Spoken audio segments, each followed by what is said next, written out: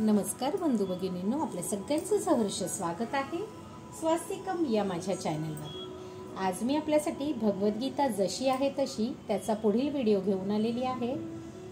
तरी आपण सगळ्यांनी हे श्रवण करावं, कारण जितकं महत्त्व पठणाला आहे तितकंच महत्त्व श्रवणालाही आहे। तरी आपण सगळ्यांनी हे श्रवण करावं। राधे कृष्ण राधे कृष्ण राधे कृष्ण।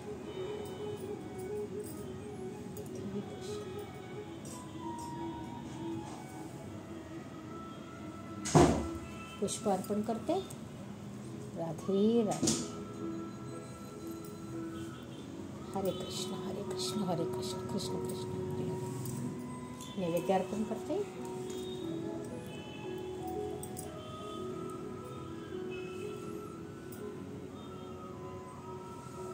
नैवेद्यं समर्पयामि नैवेद्यं समर्पयामि नैवेद्यं समर्पयामि।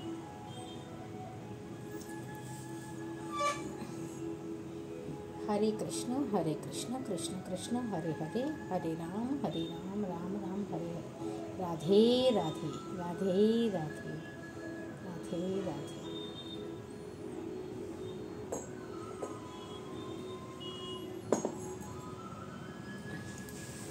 चला मग आता पठणास सुरुवात करते। आपण गेल्या व्हिडिओमध्ये अर्जुन विषाद योग सुरुवात केलेली होती, तर त्याचा पुढील विवरण आता आपण करूया।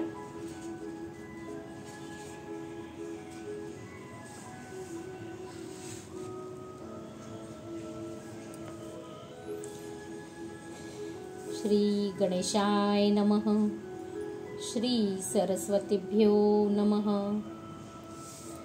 हरे कृष्ण कृष्ण कृष्ण हरे हरे। राधे राधे। हे कृष्ण राधे कृष्ण, तुमच्या ज्या कुठल्या भक्तांपर्यंत तुम्हाला हा व्हिडिओ पोहोचवायचा असेल त्यांच्यापर्यंत हे नक्कीच पोहोचू दे, आणि त्यांच्या प्रश्नाची जी काही उत्तर आहेत ते त्यांना या व्हिडिओमधून मिळू दे, हीच आपल्या चरणी प्रार्थना। राधे कृष्ण। सुरुवात करूया। अत्र शूरो महेश्वसा भीमार्जुना समायुधी युयुधानो विराटश्च द्रुपदश्च महारथः। येथे भीम आणि अर्जुन यांच्या बरोबरीचे शूर आणि महान धनुर्धर आहेत। तसेच युयुधान, विराट आणि द्रुपद यांच्याप्रमाणे श्रेष्ठ युद्ध सुद्धा आहेत। तात्पर्य: द्रोणाचार्याच्या बलशाली आणि निपुण युद्ध कलेसमोर दृष्टिद्युम्न काही फारसा मोठा अडथळा नव्हता। तरी भय वाटण्यासारखे इतरही अनेक योद्धे होते। दुर्योधन त्यांचा उल्लेख विजयाच्या मार्गातील अत्यंत मोठे अडथळे म्हणून करतो, कारण त्यांच्यापैकी प्रत्येकजण भीम आणि अर्जुन यांच्या इतकाच शक्तिशाली होता। त्याला भीम आणि अर्जुन यांच्या शक्तीचे पुरेपूर जाणीव होती, म्हणून इतरांची तुलना त्याने त्यांच्याशी केली। दृष्टकेतुष्वेकितानः काशीराजश्च वीर्यवान पुरुजित्तुति भोजश्च शैबश्च नरपुंडवः। तेथे श्रेष्ठ शूरवीर आणि बलशाली असे दृष्टकेतू, चेकितान, काशीराज, पुरुजित, कुंतीभोज आणि शैब यांच्यासारखे योद्धे आहेत। युद्धामनश्चु विक्रांत उत्तम ओजस्व वीर्यवान सौभाद्रो दौर्य द्रौपद्रेश्व सर्व एव महारथः। तेथे पराक्रमी युद्धामन्यू, अत्यंत शक्तिशाली उत्तम मौजा, सुभद्रा पुत्र आणि द्रौपदीचे पुत्र आहेत। हे सर्व योद्धे महारथी लढवये आहेत।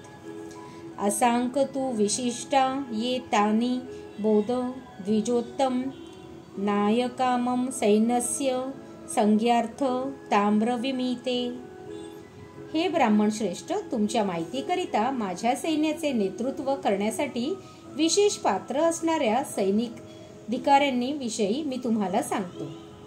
भवान भीष्मश्च कर्णश्च कृपश्च समितिज्ञः अश्वत्थामा विकर्णश्च सौमदत्तिस्तवै च। येथे आपण स्वतः भीष्म, कर्ण, कृप, अश्वत्थामा, विकर्ण आणि भूरिश्रवा नावाच्या सोमदत्त पुत्र असे युद्धात नेहमी विजयी ठरणारे योद्धे आहेत। तात्पर्य: दुर्योधनाने असामान्य अशा योद्ध्यांचा उल्लेख केला आहे, कारण हे सर्व योद्धे अपराजित आहेत. विकर्ण हा दुर्योधनाचा भाऊ आहे. अश्वत्थामा द्रोणाचार्यांचा पुत्र आहे आणि सोमदत्ती किंवा भूरिश्रवा हा बाहलिकांच्या राजाचा पुत्र आहे. कर्ण हा अर्जुनाचा भाऊ आहे, कारण पांडू राजाशी विवाह होण्यापूर्वीच तो कुंतीच्या पोटी जन्मला होता. कृपाचार्याच्या जुळ्या बहिणींचा द्रोणाचार्यांशी विवाह झाला होता. अन्यच बहवः शूरो मध्यर्थे त्यक्त जीविताः नाना शस्त्र प्रहरणाः सर्वे युद्ध विशारदः. माझ्यासाठी स्वतःच्या जीवनाचा त्याग करण्यास सदैव तत्पर असलेले अनेक शूरवीर येथे आहेत. ते सर्व विविध प्रकारच्या शस्त्रास्त्रांनी सुसज्ज असून युद्धकलेत निपुण आहेत. तात्पर्य: जयद्रथ, कृतवर्मा आणि शल्य यासारख्या इतर योद्ध्यांविषयी सांगायचे झाल्यास ते सर्वजण दुर्योधनासाठी आपले जीवन देण्यास तयार आहेत. दुसऱ्या शब्दात सांगायचे तर ते सर्वजण पापी दुर्योधनाच्या पक्षाला मिळाल्याने कुरुक्षेत्राच्या युद्धभूमीवर या सर्वांचा मृत्यू अटळ आहे. वर सांगितलेल्या आपल्या मित्रांच्या एकत्रित सामर्थ्यावरून दुर्योधनाला मात्र आपल्या विजयाबद्दल पूर्ण खात्री होती. अपर्याप्तम तदस्माकं बलं भीष्म भीरषितं पर्याप्तं त्विदत्तमे शेषा बलं भीमा भीरषितं. आमची शक्ती अपरिजित आहे आणि पितामह भीष्म यांच्याद्वारे आपण पूर्णपणे सुरक्षित आहोत. परंतु भीमाने काळजीपूर्वक रक्षिलेली पांडवांची शक्ती ही मर्यादित आहे. तात्पर्य: या ठिकाणी दुर्योधनाने तुलनात्मक शक्तीचा अंदाज व्यक्त केला आहे. सर्वात अनुभवी सेनापती पितामह भीष्म यांनी सैन्याचे विशिष्टपणे रक्षण केल्यामुळे आपल्या सैन्याची शक्ती ही अपरिमित आहे असे त्याला वाटते. उलटपक्षी कमी अनुभव असलेल्या सेनापतीने म्हणजेच भीमाने रक्षिलेले पांडव सैन्य हे सीमित आहे. भीम हा भीष्माच्या उपस्थित नगण्यच होता. दुर्योधन भीमाचा नेहमी मत्सर करीत असे, कारण तो पूर्णपणे जाणून होता की जर त्याचा मृत्यू होणारच असेल तर तो भीमाकडून होईल. पण त्याचबरोबर अत्यंत श्रेष्ठ सेनापती भीम यांच्या उपस्थितीमुळे त्याला स्वतःच्या विजयाची खात्री होती. या युद्धात तो आपला विजय होईल या आपल्या निष्कर्षाचा त्याला विश्वास पटला होता. अयनेषु च सर्वेषु यथा भागं वस्थिताः भीष्ममेवाभिरक्षन्तु भवतं सर्व एव हि. आता तुम्ही सर्वांनी सैन्य व्यूहरचनेतील नेमक्या ठिकाणी उभे राहून पितामह भीष्मांना पूर्ण सहाय्य केले पाहिजे. तात्पर्य: भीष्माच्या पराक्रमाची स्तुती केल्यानंतर दुर्योधनाला वाटले की इतर योद्ध्यांना आपण कमी महत्त्व दिले आहे असे वाटू नये, म्हणून त्याने नेहमीच्या आपल्या मुत्सद्देगिरीला अनुसरून वरील शब्दांनी परिस्थितीशी जुळवून घेण्याचा प्रयत्न केला. त्याने ठामपणे सांगितले की भीष्मदेव हे निसंशय सर्वश्रेष्ठ योद्धे आहेत, पण ते वृद्ध असल्याकारणाने त्यांचे सर्व बाजूंनी रक्षण करण्याचा प्रत्येकाने विचार केला पाहिजे. कदाचित ते एकाच बाजूला युद्ध करण्यात गुंतले असतील आणि इतर बाजूने शत्रू या संधीचा फायदा उठवू शकेल. म्हणून इतर योद्ध्यांनी आपली मोक्याची ठिकाणे न सोडता शत्रूला व्यूहरचना भेदू न देणे हे महत्त्वाचे होते. कुरूंचा विजय हा भीष्मदेवांच्या उपस्थितीवरच अवलंबून आहे हे दुर्योधनाला स्पष्टपणे कळून आले.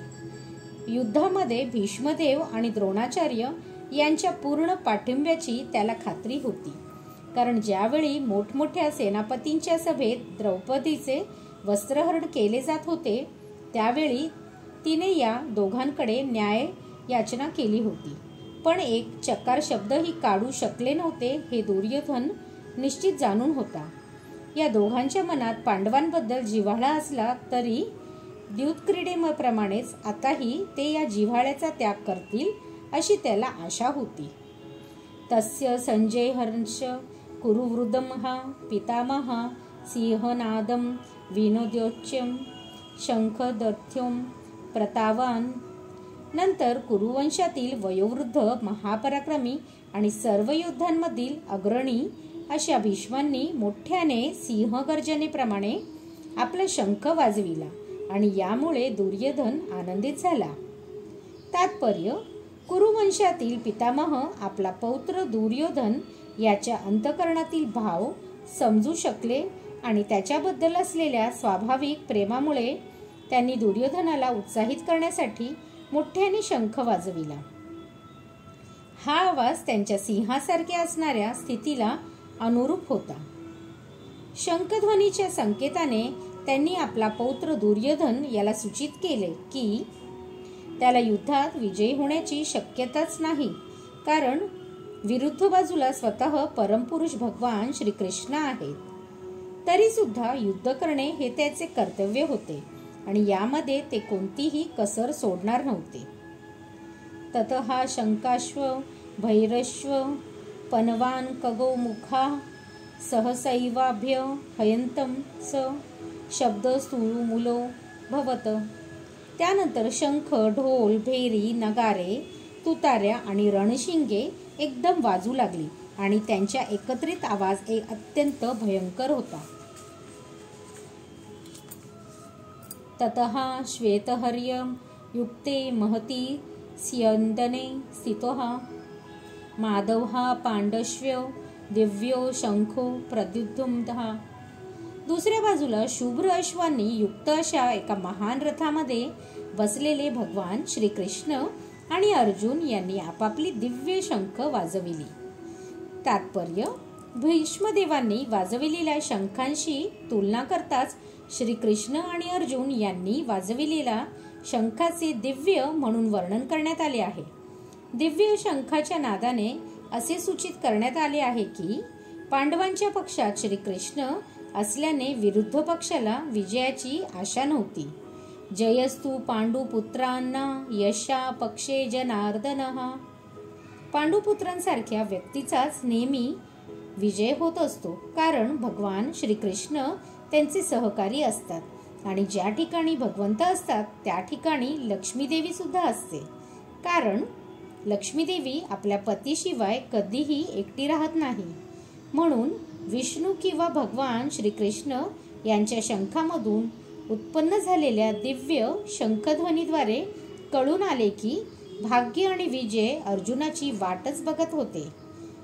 व्यावरिक्त हे दोन्हीही मित्र ज्या रथावर बसले होते तो रथ अग्निदेवाने अर्जुनाला दान केला होता. यावरून आपल्याला असे लक्षात येते की हा रथ त्रिलोकी कुठेही फिरवतील तो निश्चितपणे सर्वत्र विजयप्राप्ती करू शकतो. पांचजन्य ऋषिकेशो देवदंतम धनंजयम हा पौंड्रधन्मो महाशंखम भीमकर्मा वृकोदरहा. भगवान श्रीकृष्णांनी आपल्या पांचजन्य नावाचा शंख वाजविला. अर्जुनाने त्याच देवदत्त नामक शंख वाजविला आणि अतिदुष्कर कार्य करणाऱ्या वृकोदर भीमाने आपला पौंड्र नामक शंख वाजविला. तात्पर्य: भगवान श्रीकृष्ण यांचा या श्लोकामध्ये ऋषिकेश म्हणून उल्लेख करण्यात आला आहे, कारण हे समस्त इंद्रियांचे स्वामी आहेत. जीव त्यांचे अंश आहेत आणि म्हणून जीवांची इंद्रिये सुद्धा त्यांच्या इंद्रियांची अंशरूपे आहेत. निर्विशेषवादी जीवांना इंद्रिय का असतात हे समर्पकपणे सांगू शकत नसल्यामुळे ते जीवांना इंद्रियरहित किंवा निराकार असे संबोधण्यात उत्सुक असतात. सर्वांच्या हृदयामध्ये स्थित असलेले भगवंत जीवांच्या इंद्रियांचे मार्गदर्शन करतात. जीवांनी शरण यावे म्हणून ते इंद्रियांचे मार्गदर्शन करतात. पण शुद्ध भक्तांच्या बाबतीत मात्र ते स्वतः त्यांच्या इंद्रिय नियंत्रण करतात. या ठिकाणी कुरुक्षेत्रावरील युद्धभूमीमध्ये भगवंत प्रत्यक्षपणे अर्जुनाच्या दिव्य इंद्रियांचे नियंत्रण करतात, म्हणून त्यांना ऋषिकेश या विशिष्ट नावाने संबोधण्यात आले आहे. भगवंतांना त्यांच्या विविध कारणानुसार विविध नावे आहेत. उदाहरणार्थ त्यांचे नाव मधुसूदन आहे, कारण त्यांनी मधु नामक दैत्याचा वध केला. त्यांचे नाव गोविंद आहे, कारण ते गायींना आणि इंद्रियांना आनंद देतात. त्यांचे नाव वासुदेव आहे, कारण ते वसुदेव पुत्र म्हणून अवतरित झाले. त्यांचे नाव देवकीनंदन आहे, कारण त्यांनी देवकी माते म्हणून स्वीकार केला. त्यांचे नाव यशोदानंदन आहे, कारण त्यांनी वृंदावनामध्ये आपल्या बाल्यलीला यशोदा मातेबरोबर केल्या. त्यांचे नाव पार्थसारथी आहे, कारण आपला मित्र अर्जुन यांचा सारथी म्हणून काम केले. तसेच कुरुक्षेत्रावरील युद्धभूमीमध्ये अर्जुनाला मार्गदर्शन केले, म्हणून त्यांना ऋषिकेश हे नाव पडले आहे. या श्लोकामध्ये अर्जुनाला उल्लेख धनंजय म्हणून करण्यात आला आहे, कारण विविध प्रकारच्या यज्ञयागांसाठी त्याच्या थोरल्या भावाला जेव्हा धनसंपत्तीची आवश्यकता होती तेव्हा त्याने धन एकत्रित केले. याप्रमाणे भीमाला वृकोदर म्हटले जाते, कारण ज्याप्रमाणे तो हिडिंबासुराच्या वधासारखी अतिशय कठीण कार्य करू शकतो होता, त्याचप्रमाणे तो अन्नभक्षणही करीत असे. म्हणून पांडव पक्षातील आरंभी भगवंतांनी वाजविलेल्या आणि नंतर इतर व्यक्तींनी विविध प्रकारच्या शंखाद्वारे उत्पन्न केलेल्या शंखध्वनीमुळे सर्व सैनिक युद्धासाठी उत्सुक झाले. विरुद्ध पक्षामध्ये महत्त्वपूर्ण असे काहीच नव्हते. त्या ठिकाणी परम मार्गदर्शक भगवान श्रीकृष्ण नव्हते, ती लक्ष्मीदेवीही नव्हती. म्हणून युद्धामध्ये त्यांची हार निश्चितच होती आणि शंखध्वनींनी हाच संदेश घोषित केला.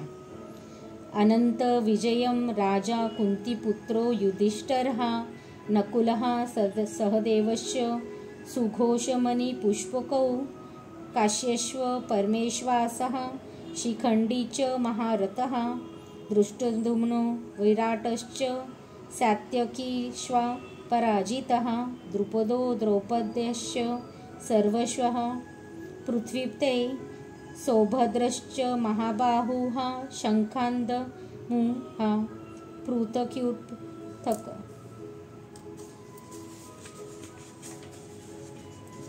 कुंतीपुत्र राजा युधिष्ठिराने आपला अनंत विजय नावाचा शंख वाजविला आणि त्यानंतर नकुल आणि सहदेव यांनी सुघोष व मणिपुष्पक नामक शंख वाजविला.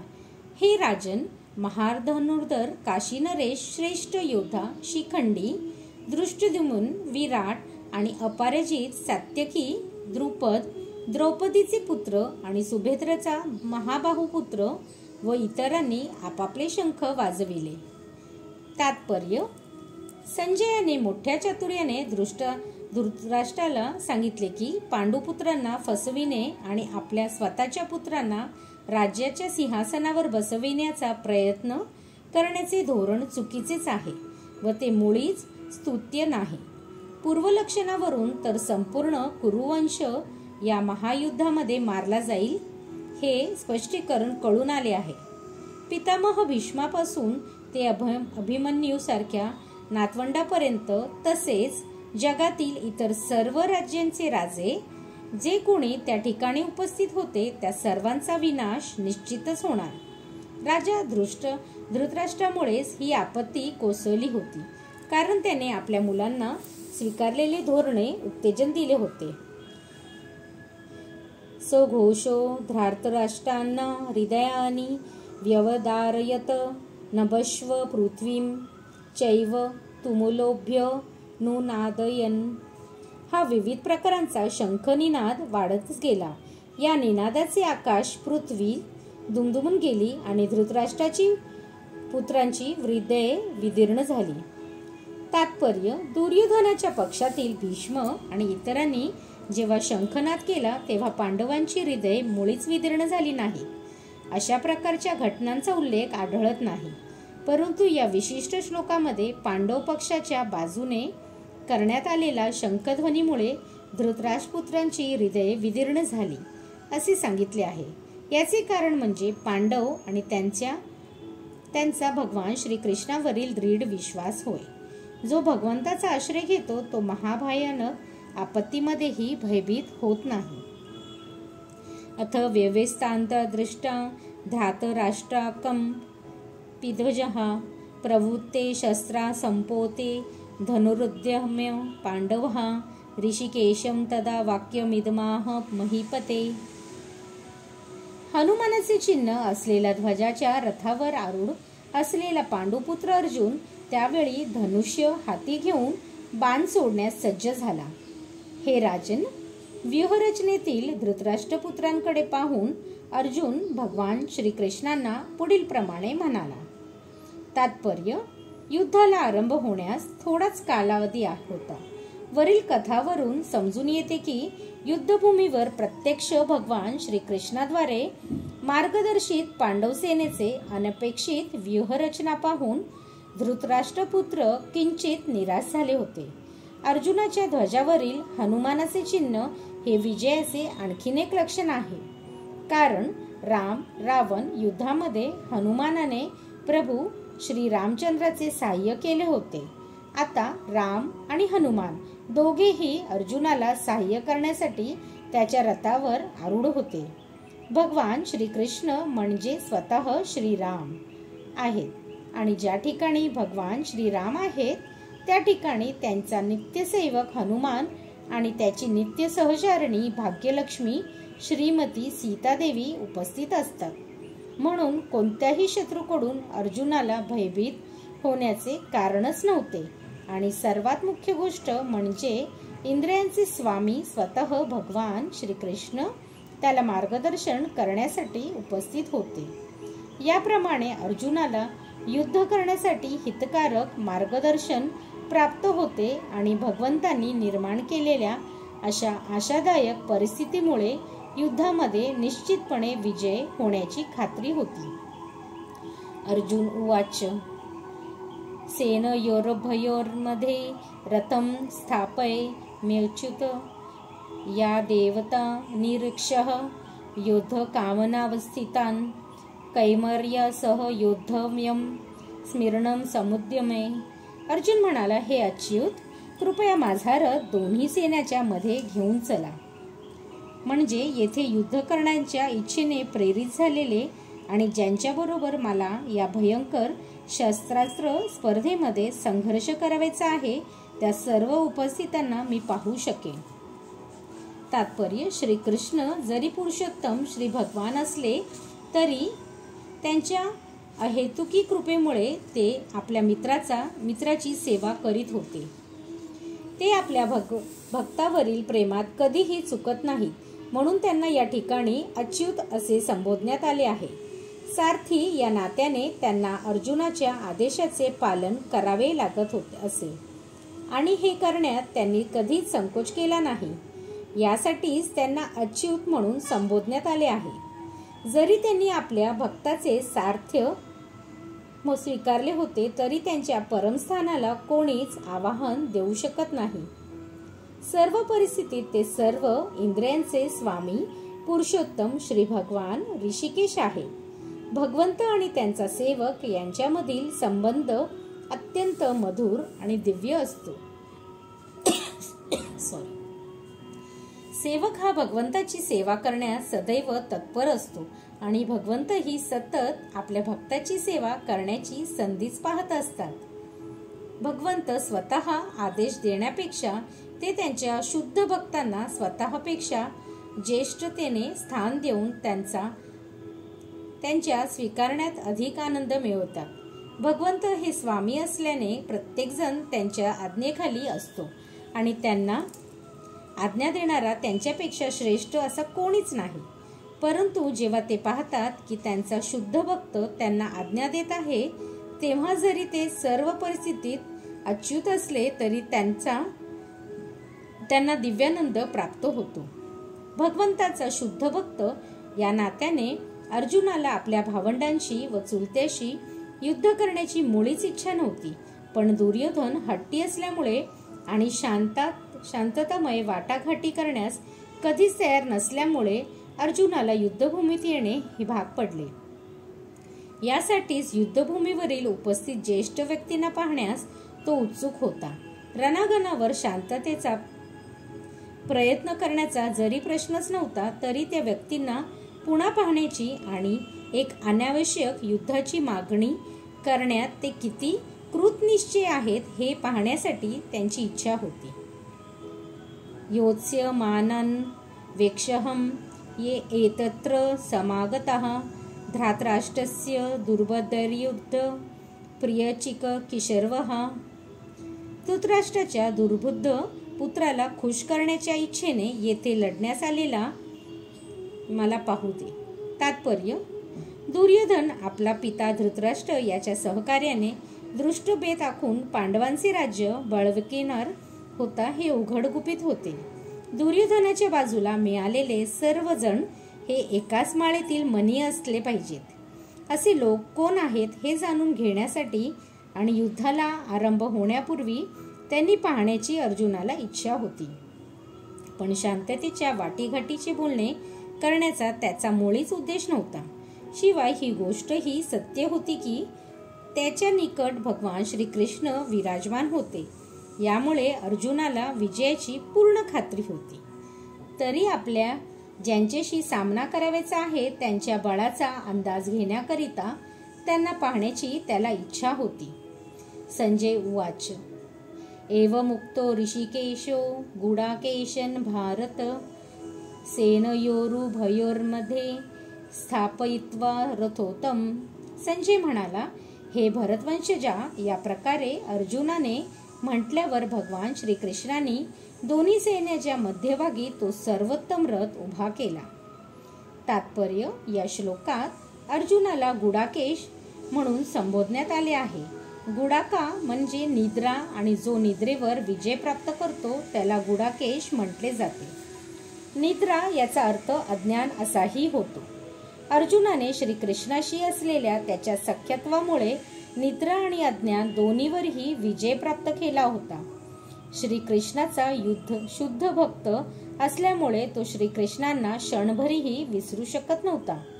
कारण भक्तांचा हाच खरा स्वभाव असतो. निद्रिस्त अथवा जागृत अवस्थेमध्ये भगवत भक्त हा भगवान श्रीकृष्ण त्यांचे नाम, रूप, गुण आणि लीला यांचे चिंतन करण्यापासून दूर राहूच शकत नाही. अशा रीतीने श्रीकृष्णाने सतत स्मरण करून कृष्ण भक्त हा अज्ञान आणि निद्रा यावर विजय प्राप्त करू शकतो. यालाच कृष्ण भावना किंवा समाधी असे म्हणतात.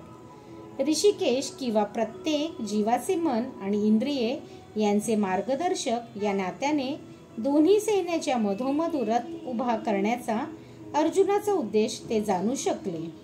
पुढे ते अर्जुनाला म्हणाले,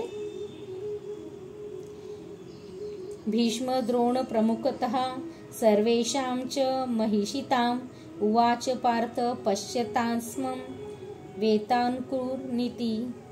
भीष्म, द्रोण आणि जगातील इतर सर्व राज्यांच्या उपस्थितीत भगवान म्हणाले, हे पार्थ, येथे जमलेल्या सर्व कुरुवंशीयांना आता पहा.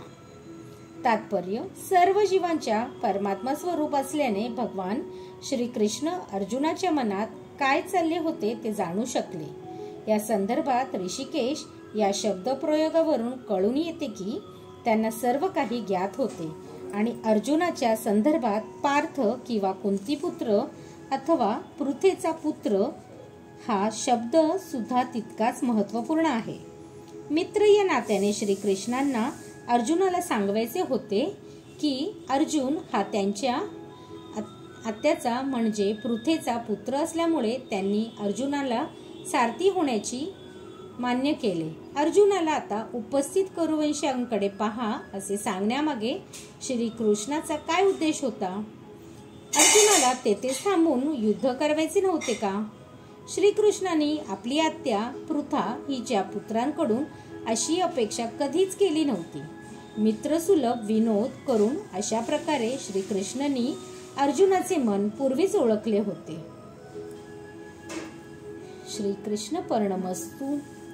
शुभम भवतु, शुभम भवतु, शुभम भवतु, शुभम भवतु. हरे कृष्ण कृष्ण कृष्ण हरे हरे. आपल्याला माझे व्हिडिओ जर खरंच आवडत असतील तर नक्कीच आपण माझ्या चॅनलला सबस्क्राईब करा, माझ्या व्हिडिओला लाईक करा आणि कमेंटमध्ये राधे कृष्ण लिहायला विसरू नका. धन्यवाद. हरे कृष्ण कृष्ण कृष्ण हरे हरे. हरे राम राम राम हरे हरे. राधे कृष्ण. राधे कृष्ण.